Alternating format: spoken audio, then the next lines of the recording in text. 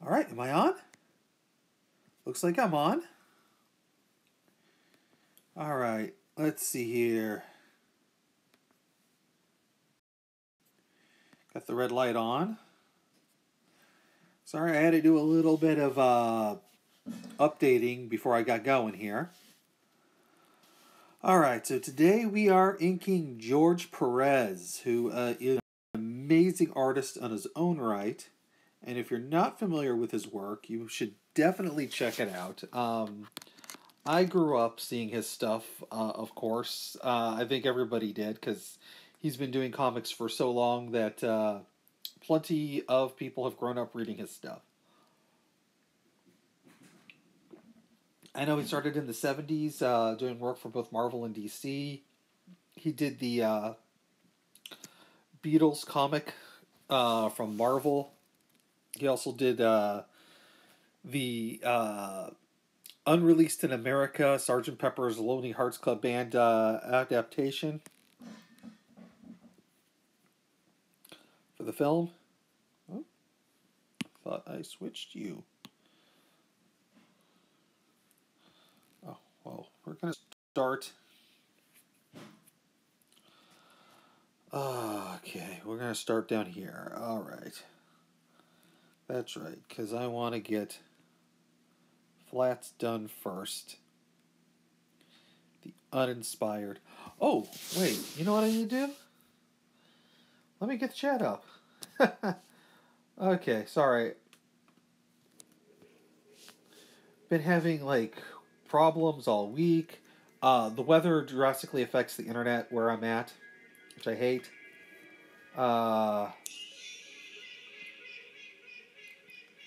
And now I have to get the chat window set up.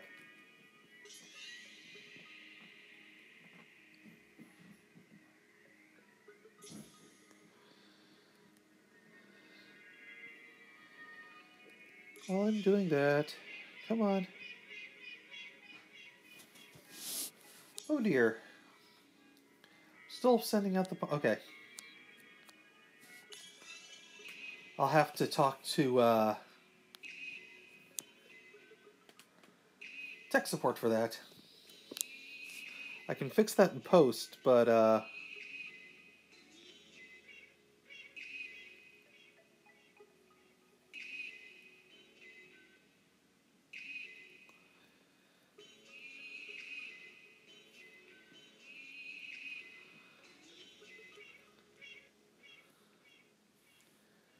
alright, there we go. Now I can break out the chat window.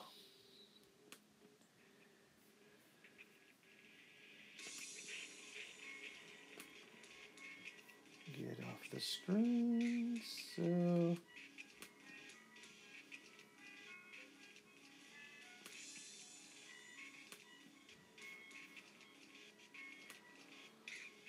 Oops.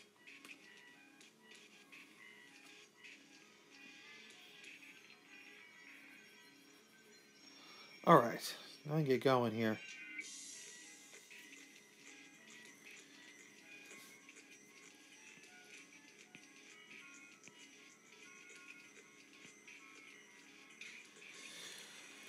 So there are, I always say, there are certain people that can get away with certain things. And I love George Perez's shirts because they're ugly.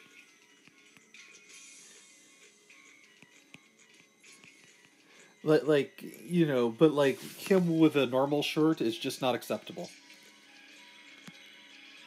So I will take these shirts with the love that they're meant to be. Because I believe his wife made them, or at least that's the rumor I heard. Don't take that as gospel. But, it's like if I have a black tie affair, wedding or something like that, and George Pérez, Iggy Pop, Matthew McConaughey all show up. Iggy Pop and Matthew McConaughey aren't wearing shirts, and George Pérez is wearing one of these shirts. That is perfectly acceptable, because that's just what they do.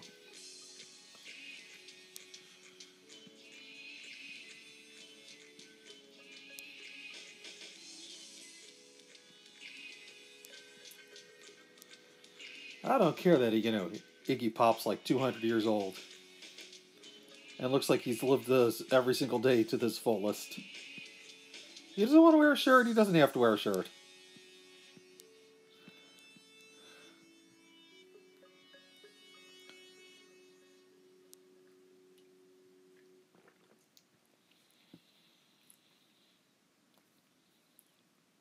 Oh, I when I accidentally did that.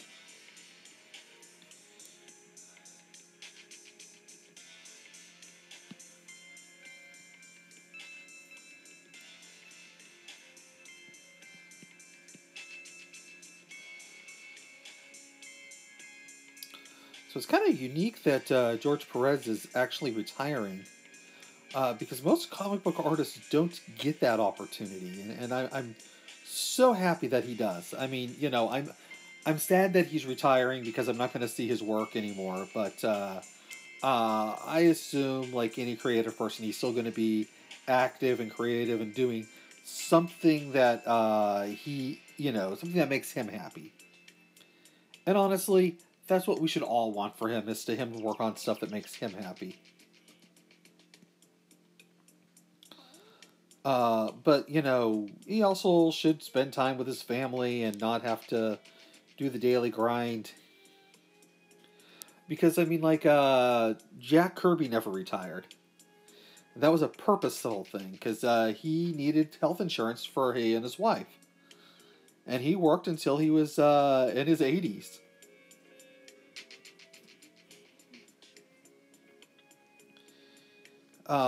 And you think, Jack the King Kirby could have retired, but he didn't. Um, Will Eisner never retired, but I think that was just because he kept wanting to make books. I mean, like there are very few Will Eisners out there.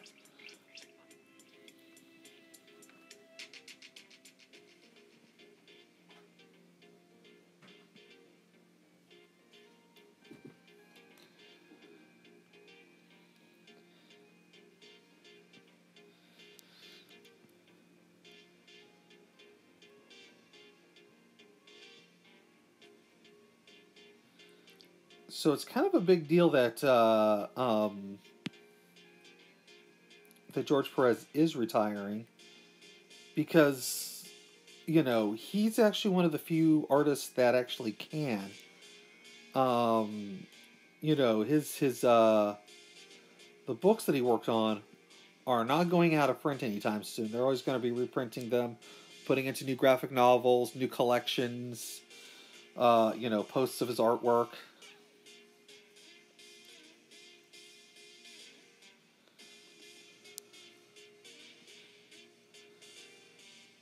So he's still going to have that income, and hopefully DC has enough sense to give him some kind of pension. Which, since both DC and Marvel are now owned by major multinational companies, they should give pensions to artists that work for them for long periods of time. I don't know what that would look like and how that'd be fair, but um, you know, uh, artists and creators shouldn't be treated as chattel the way they do.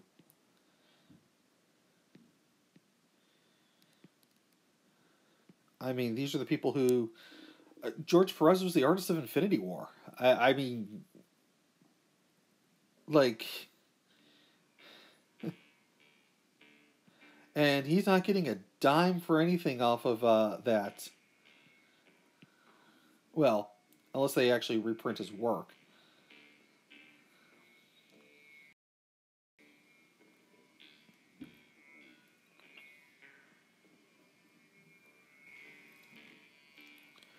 But that's part of the problem with it, the way the system's set up.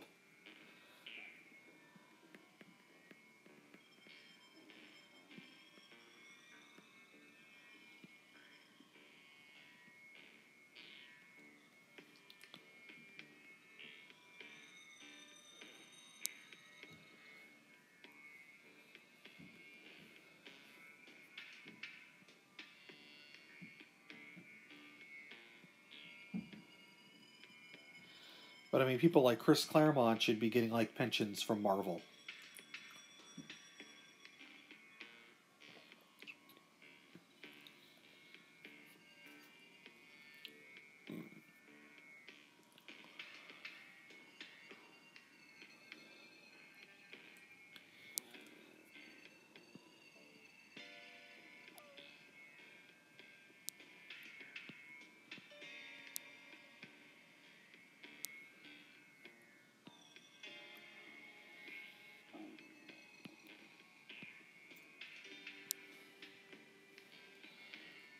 What I'm trying to do with this is to capture the folds in the clothing by not drawing the folds in the clothing, but by drawing the pattern looking warped, which is a bit of a challenge.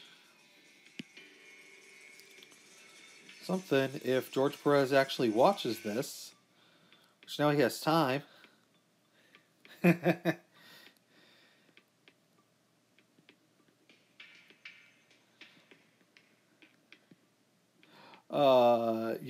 I hope he appreciates.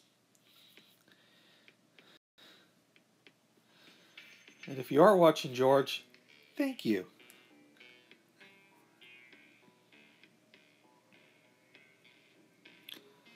Now, my personal favorite work of his, which I still think is his absolute best stuff, just as far as art. I'm not,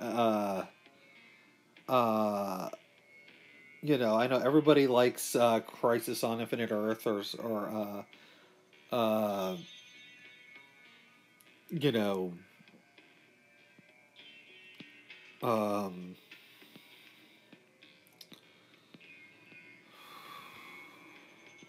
Teen Titans or Infinity Gauntlet.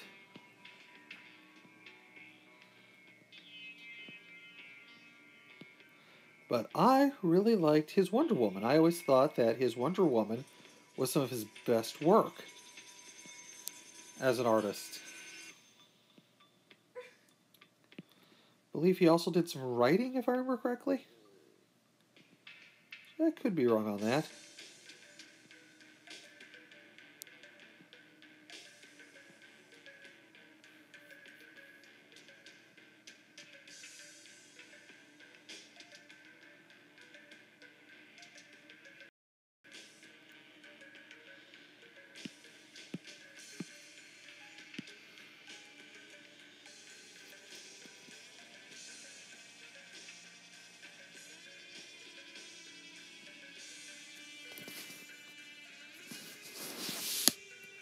Just imagine this getting colored in. I think it'd be kind of freaking awesome. Instead, I'm going to do my usual kind of simplistic thing. Which also would be awesome to find a colorist who could actually color in what I'm going to be doing.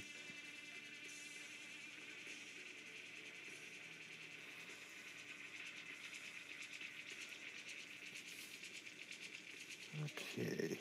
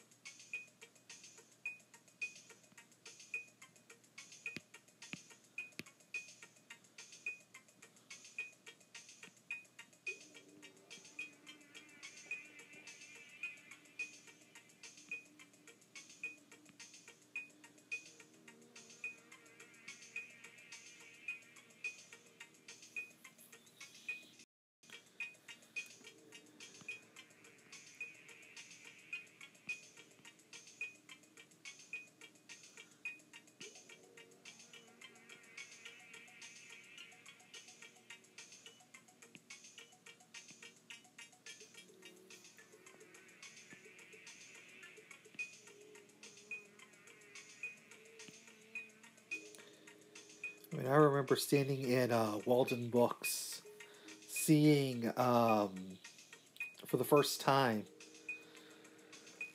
his Wonder Woman, and just being blown away by it, thinking he's one of the best artists I had ever seen at that point.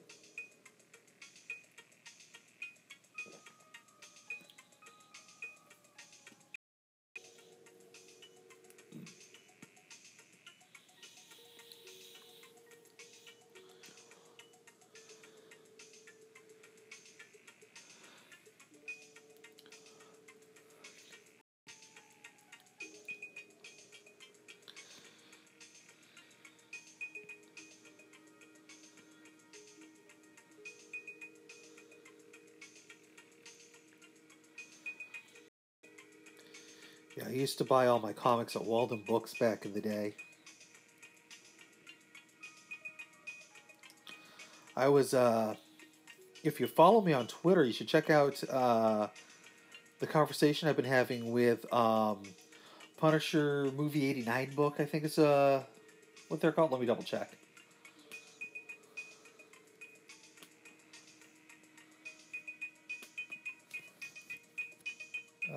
Come on. Yeah, the Punisher 89 book. Punisher underscore book. It's a book on the Dolph Lundgren Punisher movie. They found my tweet because I don't know if you actually saw the video, because I know it got divided up into many parts, but I had talked about... Whoops. I had talked about how the Punisher movie was the first, the Punisher movie adaptation from the Dolph Lundgren movie was the first time I ever, saw the version of the Punisher where he spray paints a skull onto body armor, which is kind of standard fare now, right? And so I tweeted out some of the Brent Anderson artwork. Brent Anderson from Astro City. And, they retweeted that and told me about how the book, the adaptation was from an earlier version of the script, and we've been having a little bit of a talk about the book and Brent Anderson, and they're interviewing Carl Potts. Well, they've interviewed Carl Potts for the film. I mean, for the book. Because there's going to be a whole section on the comic book adaptation. And if you are at all a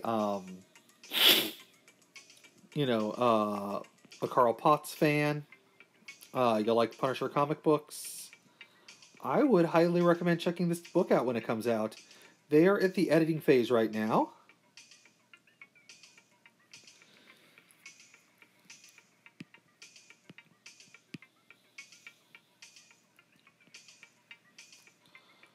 According to the tweets that we've been exchanging. And I sent them to check out, make sure that they had checked out the magazine Comic Scene. I don't know if you guys remember this comic scene. It was from the people who did like Fangora and Starlog. And they had this amazing issue where they had like artwork and like interviews and histories of all about Batman, which is why I got it. But there's like two other things that became kind of important with that issue for me, because that was the how I discovered the Tick. This is before I had a comic shop.